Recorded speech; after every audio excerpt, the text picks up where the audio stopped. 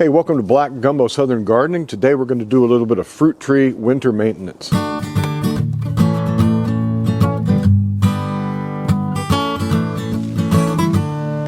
Well, in my little backyard micro orchard, I've got lots of trees. I've got this apricot tree that I just planted.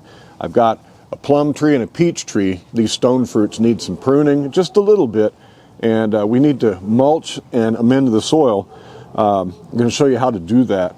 This is an annual process. This mulching of the trees is so important to your tree's growth. You don't want these young trees competing with the lawn. All this grass around the tree will certainly compete with the root systems that aren't too deep yet. And you want to go and mulch around these trees and amend that soil once a year. Your mulch will degrade. If you look at all these trees out here, my mulch has, well, it's got Bermuda grass and all kinds of weeds growing in it. And the mulch breaks down over the course of that year. And we've got to go in and pull that back. So we're going to pull that back as well. We're going to look and see if we need to do any winter pruning on our stone fruits. This is ready to go. This is a freshly planted tree, but my other two might need a little bit of maintenance. So I'll show you how we're going to do that as well. We're going to pull that grass back, mulch, and feed. I'm also going to show you how to protect these stone fruits especially. Stone fruits like plums and peaches are susceptible to sun scald. And, you know, if the canopy's not formed yet, well, it's already really bright out here. And this bark can easily be damaged. And you've probably seen that it's real common for fruit tree growers to paint their trees with a white reflective coating that protects the bark from sun scald. I have a favorite product, and I just ordered a new batch, and I'll show you how to use it. This little peach tree is 1 year old. And I've got a label down here. I'm going to migrate this label up a little further, see if I can get it to hang on somewhere up here while I work down at the base. And I've got this label that we can take off now. This is an early grande. So you can see that the mulch that we had down here has grass growing all through it, going all over the top. You can still see the mulch down there. What I'm going to do is just rake all this stuff back and try to pull up this grass out of here and get most of that out. You want your mulch ring to be about the size of the canopy of your tree, if you can get it that big. I've got a lot of grass in here that needs to come out. This grass is actually dead. It died in the freeze, so we could actually mulch right on top of it. But I want to get some of this out because this St. Augustine is very vigorous. Get these runners out that are still green. And here comes Phoebe, the work inspector. Hey, you need to move. This is not for you. So what we're going to do is apply a liberal layer of worm castings here. Worm castings. I don't know about you, but worm castings around here, if you don't make them yourself, can get pretty pricey. But I bought some, I invested in it. And the reason I did is because in her book, Grow a Little Fruit Tree, Anne Ralph says that in her many years, oh, you got hooked up by a root, didn't you? See, that's the danger of getting too deep with your fork as you pull the roots up. And we don't want that. All right, I think I'm going to put my mulch right on top of there. As I was saying, Anne Ralph says that there's something about worm castings and fruit trees that if you, and she's been doing this for 20 years professionally, that if you use worm castings at the base of your fruit trees, there's some property, and she says it's not scientific, it's just the way it's worked out, but there's some property about that worm casting and the nutrition it gives to your trees that repels pests and actually is more healthy for your tree than just regular compost. So we're going to try that. We're going to put down some worm castings and then mulch on top of that. Then we're going to paint this tree. Worm castings are pretty much universally considered to be one of the best things you can give to your garden, your plants. And like I said, I'm going to give a bunch of it here. Break it up, spread it around the base of this tree. I've got a pretty good bunch of it, but I've got to make it stretch a bit. But I want these trees to have nutrition. Be sure that when you're putting anything around the base of your tree that you don't cover up this graft union. You want that graft union to be above the soil and above your mulch. Otherwise, you could encourage your actual variety here, your scion wood, Well, it's not as vigorous as that rootstock, and you want that rootstock to be the thing that's actually growing your roots, and you don't want the roots to come off of this tree. Just better practice. All right, now we've got our worm castings. We got to get some mulch on here. I like regular hardwood mulch, shredded hardwood mulch. You could use any kind of mulch, grass clippings mixed with leaves, or well, just about any kind of mulch is better than no mulch. What we're looking for is to cover the ground thickly and to get a nice layer of it on here. What this will do is suppress weed growth. Like I said, don't get it right up around the base of your tree there. Leave a little bit. And take it out as far as you can. That makes it practical. Like the... I'm going to do about, what, a 3-foot circle here. That's a little bit smaller than my canopy, but hey, I got to make my mulch last. But don't be shy in terms of putting it on thick. We're looking for thickness. A good mulch will retain a little bit of moisture, will block out enough light to suppress the growth of the grass. Yeah, I got some roots down in here. These peach roots need to go at least under the mulch. Did you see Phoebe get caught up in all that? A little loop there caught her around the leg, and that was a little panic moment for her, huh? I'm pretty much going to use this whole bag. I have one bag of mulch for every tree, every fruit tree in my backyard. The same principle applies with newly planted trees. They're going to need mulch, and this tree still has bare ground around it. Need to get some mulch on it, and you're still going to have to replace this mulch at least once a year in my area. I am going to give the rest of this bag of worm castings to my new apricot tree, which, by the way, already has blossoms coming out. It might be a little too early for blossoms to come out, but I have a potential remedy for that I'll show you in just a little bit. It's one of the benefits of a product that I love, and I'll be talking about that shortly. We want these trees to be in a position to grow without competition from the lawn, and so put it on heavy. I'm going to keep that lawn out of here. Now I'm trying to get you a view of this plum tree where you can see what I'm doing, but I can't get you, if I put you any further back you won't be able to see it, but up close we don't get the whole tree in place. I'm going to do just a little cleanup here. I like the shape of this tree. These were my 4 main scaffolds that I chose when we planted this. We lopped it off right here. It was a 6 or 7 foot tall tree, and we took this tree down to right here, choosing these 4 branches to preserve. Then we cut them here. You can see the difference in color.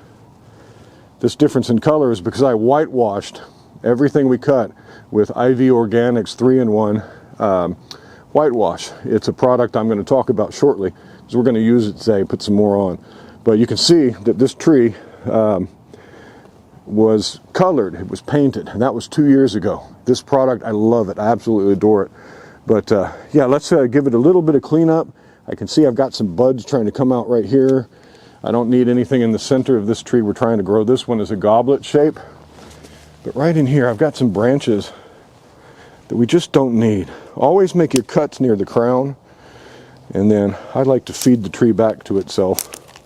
So we'll just throw that down there and cover it with mulch. A lot of these branches are growing into one another. Take that out. Take this out, crossing over. We want to avoid crossovers. We want to leave enough of this branching that we can have some shade down in here. Now, on this tree, let me see if I can get you a better view. Now, on this tree, this main scaffold that we selected down here was smaller than these other 3 already. Furthermore, well, it hasn't grown as well because it's on the shady side of this tree. Most of the sunlight comes from this way. My house shades this side. These 3 scaffolds grew very vigorously. This one didn't. If you wanted this one to catch up, what we would have to do is prune this tree so that this branch had apical dominance. That means that this would get all the chief resources because the tree feels like this is at the top. That would mean we would need to bring the rest of these branches down to be equal or lower than this branch. Probably a little bit lower. I'm not going to do that. I've got a lot of good wood out there, a lot of good branching, and I'm just going to live with it this way. This branch is on its own. It doesn't really need any cleanup. We got this guy coming over maybe to interfere with it a bit, so we're going to prune this guy a little bit. I'm checking to see that everything's living and has cambium in there way out here on these fringes. After that big freeze we had, I need to kind of check that. This tree seems to have done perfectly. I'm going to come over here and take off some branches down here. I like that one. We'll take that one.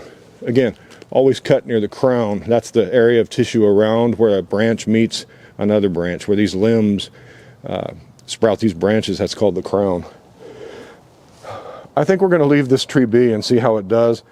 Now that we've taken out a little bit of this congestion in here, that's a little much right in there. But I like the way that it's going that way there, but not here. So we'll trim that, feed this back to the tree.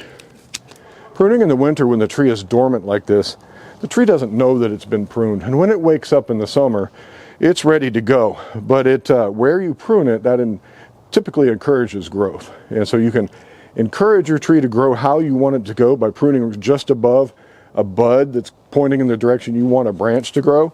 And that will encourage growth.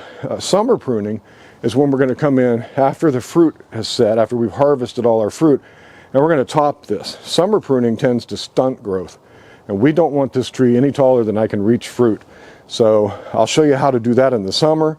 But for the winter, you get a good look at your tree structure, and you can see everything, and you can trim off those things that are going to be trouble in the future, like branches that are going to cross one another, grow into the center, and yeah, we just snip those off. There we go. We'll leave it at that. When you're pruning a tree, take some time. Don't just come at it and hack it all up. Walk around it and get a look at it, get a feel for how it's going to grow, and consider your tree and give it some time if you need to. Yeah, we're going to leave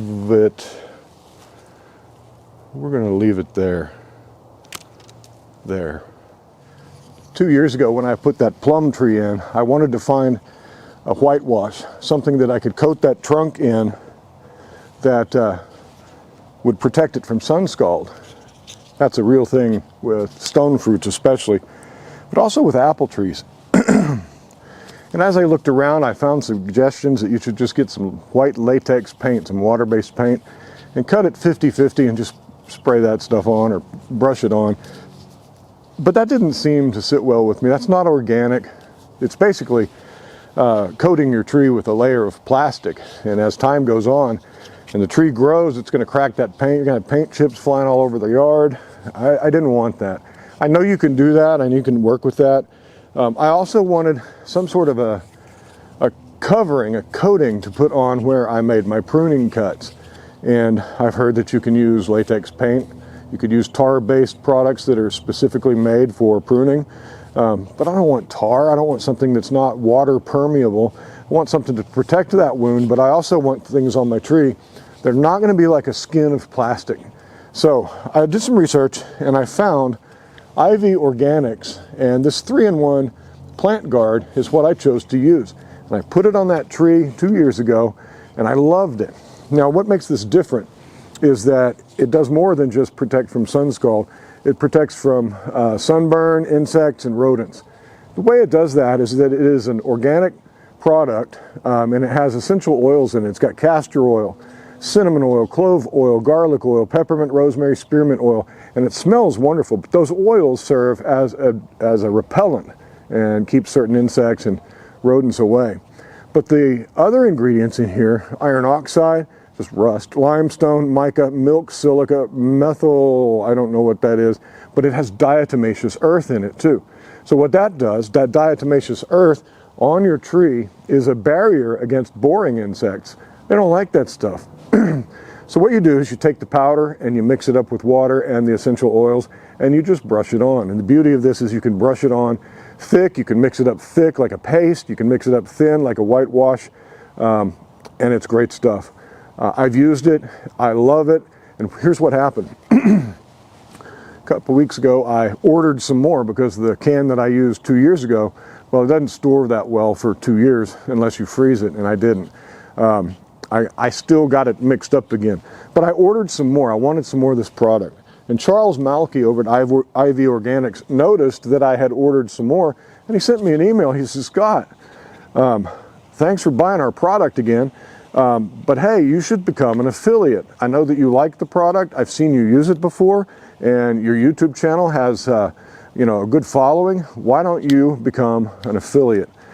So I did. But you can go over to their store and buy anything, and when you check out, use the promo code GUMBO10. Caps, lowercase, doesn't matter, just GUMBO10, no spaces, and you'll get 10% off of your entire order anytime you order. And what that'll do is I'll get a little bit of kickback on that, so to speak. I'll get a little bit of support from them, and you'll get yourself an excellent product that I vouch for. So, Gumbo10 over at IV Organics. Go visit Charles and his site over there. Go visit his YouTube channel. He's got a lot of videos on how to use this stuff and the other great products they sell. And I'm going to be looking at some of those other products as well in a future video. So, hey, IV Organics, Gumbo10, 10% off everything in their store. I vouch for them. This is not just one of the sponsorships. It's actually a product I use. Let's use it. All right, we're going to mix up our IV Organic. This is the 3-in-1 plant guard. The color is brown. They have multiple colors. I've used white, but I got brown this time. And what happens when you open this can is you get a bag and a vial. The bag has the powder. Again, lots of diatomaceous earth in there. And down in the bottom is this wonderful little vial of the essential oils. This is what makes it smell so good and makes it insect repellent.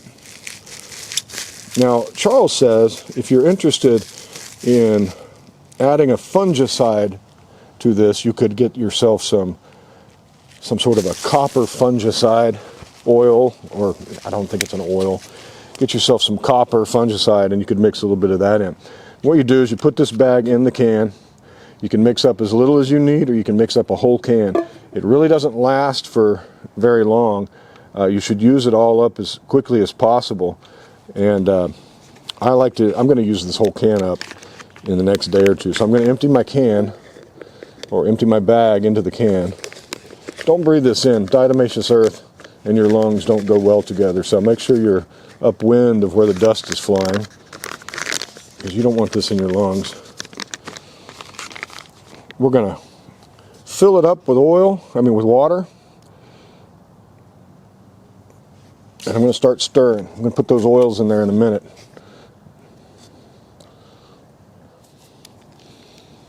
Put the whole thing in there. I remember last year or 2 years ago when I put this on my peach tree, Phoebe liked the flavor of this oil and came around to sniff it, and so here she's back. It does smell good. All that excess that I got on the outside is flying all over the place. That's okay. Now we're going to take our IV Organics 3-in-1. We're just going to paint the trunk. You can see I've still got some chunks in there that haven't quite dissolved into the liquid, but they will over time. Give it some time. And we're going to paint this onto the trunk pretty thickly. You can see the powder kind of flying away as I put this on here. Put it on as liberally as you want. Notice the brown color almost matches the tree itself. You could paint your whole tree like this. I'm going to paint the trunk. I'm not really going to worry about some of these limbs out here. We're just going to paint this trunk and make sure the main part of the tree is protected, because that's the important part. If we lose this main trunk, we can't grow more branches. But if we lose some outer branches or have some trouble out there, that's okay. We can regrow those. I just don't know how far this paint's going to go, so I'm going to just do the big chunks for now. I've got to have some of this saved up for my apple trees. Charles said if you paint the buds out here and cover them up, it adds just a little bit of insulation. And the thinking is just that little bit of insulation on these flowering buds, these things, will help the tree not sense the temperatures as warm as they would if they were uncovered. There's a little bit of insulation, and that may contribute to helping with early blooming. So I'm going to leave that on there. We've got our main branches painted. I'm going to get some on this one. Again, I really need to mix this up better. Get some on this peach tree. Peach trees are, in fact, prone to sunburn, and we don't want sunburn on our peach tree. This is my plum tree, and you can see it's been coated before. I actually coated this, like I said, when we planted it, and I got some weed whacker damage down here that I need to cover up, seal up. That's the thing about summer. As you get out here with the weed whacker, and try as you might, sometimes you hit these trees, tear up that bark. Well, that opens up wood, and that's a vector for pests to get in there. So I'm just going to kind of seal that up with this stuff. Hopefully that'll dissuade any insects that are trying to get in through that wound that I created. And I'm putting it on pretty good and thick down there. And then I'm going to come up the trunk. Totally changes the color of this tree, doesn't it?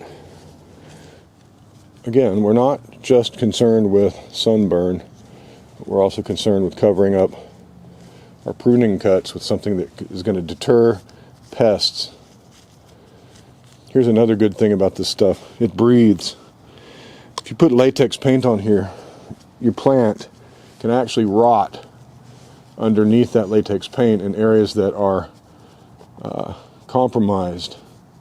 That's because that latex paint traps moisture, doesn't breathe. Like I said, it's a plastic wrap around your tree. We don't want that. We want something that breathes. And this, because it has diatomaceous earth as one of its main components, when it dries, there's air pockets in there, and air can pass through the coating. It's breathable, and so it doesn't trap moisture.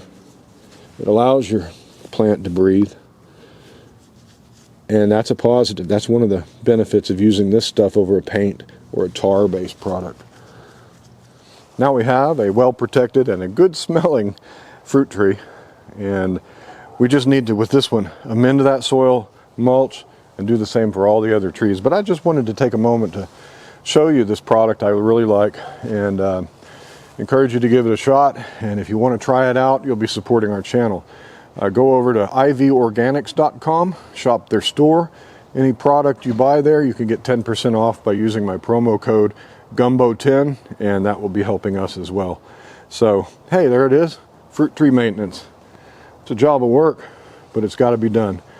Thank you for joining us on Black Gumbo Southern Gardening. If you're interested in fruit tree growing, especially small fruit trees in a backyard context, they call it backyard orchard culture, I have a playlist. Go check it up there, and you can see what we do to grow these trees, to keep them small, and to enjoy the fruits of our labor.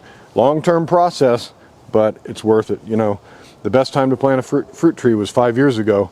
The second best time is right now. So we're growing. Please join us if you like our content. Give a thumbs up. Talk to you later. Happy gardening to you. Bye-bye.